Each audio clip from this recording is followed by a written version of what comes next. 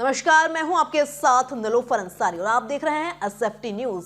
आइए नजर डालते हैं आज की बड़ी खबर पर। खबर बलिया जनपद की बांसडीह कोतवाली थाना क्षेत्र अंतर्गत बांसडीह कस्बे की है, जहां पीड़िता नजमा खातून पुत्री मोहम्मद जहरुद्दीन अंसारी ने पुलिस अधीक्षक बलिया को शिकायती पत्र सौंपकर अवगत कराया है कि गाँव के ही फर्जी अधिवक्ता, भूमाफिया और अराजक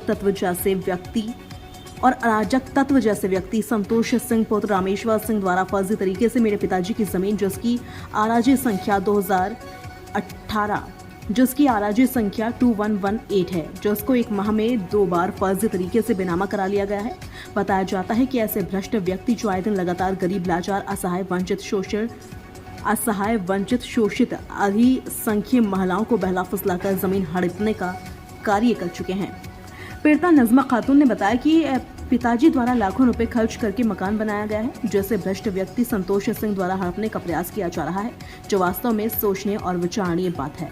ऐसे में ऐसे भ्रष्ट अधिवक्ता, भूमाफिया और अराजक तत्व संतोष सिंह पर कानूनी कार्रवाई करते हुए क्या बटक जेल में नहीं भिजवा दूंगी, चैन से बैठने वाली नहीं हूँ, चाहे इसके लिए मुझे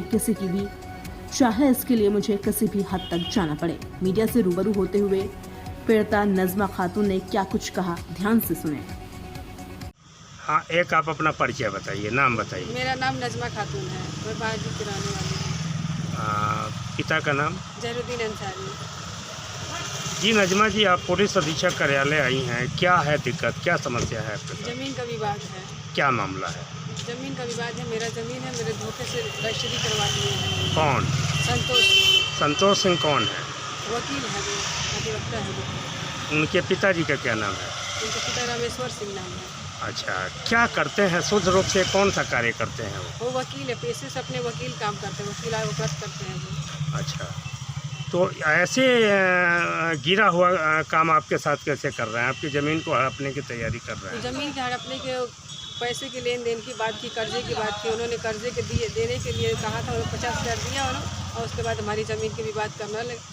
यानी आप लोगों ने 50,000 रुपया उनसे लिया है? 50,000 हमने किसी लिया, काम से हमारे लिए पैसे की काम था, कुछ कर्जा क्या लिया, हमने मजबूरी में कर्जा लेना चाहा, उन्होंने कर्जा दिया और उसके बाद ज़मीन के रजिस्ट्री करवा लिया। तो जब आप लोगों ने 50,000 लिया था तो उस समय क्या तय था कि हम लोग वापस कर देंगे? हाँ, फिर हम लोग वापस कर देंगे। अच्छा, फिर उन्होंने क्या किया?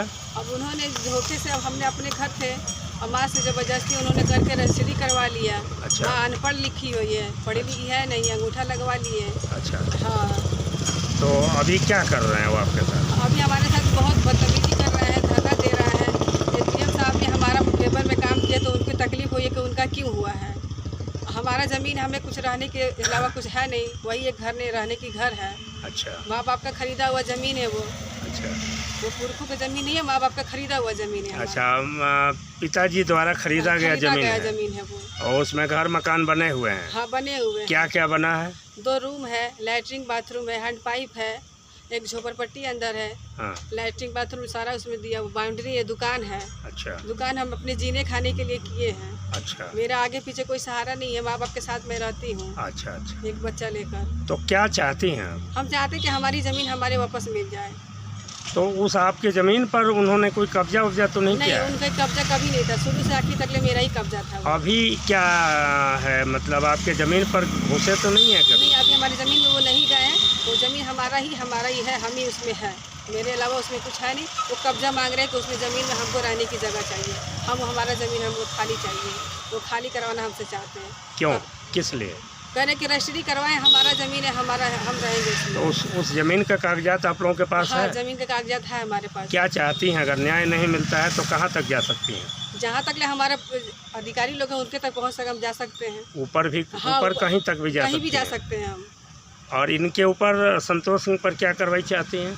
संतोष सिंह की कार्रवाई चाहते हैं कि इनको कड़ी से कड़ी सजा मिले, हमारा ज़मीन हमको वापस मिले और जेल जाइए। इनका काम ही यही है, एक आदमी के साथ नहीं, कई लोगों के साथ इन्होंने ऐसा काम किया। अच्छा, ये ऐसा ही कार्य करते रहते हैं क्या? ऐसा ही कार्य करते। कितने गरीब महिलाओं को इन्होंने ठगा है? महिलाओं के साथ ये काम ऐसा करते रहते हैं, जो भी जहाँ गरीब महिला मिलती है उनके साथ ये काम ये करते रहते हैं, धोखाधड़ी करते रहते तो हैं। 420 का मुकदमा भी होना चाहिए। 420 तो हमने किया था, 420 का मुकदमा चल रही है दीवानी कचहरी में, फौजदारी में भी हमने किया है।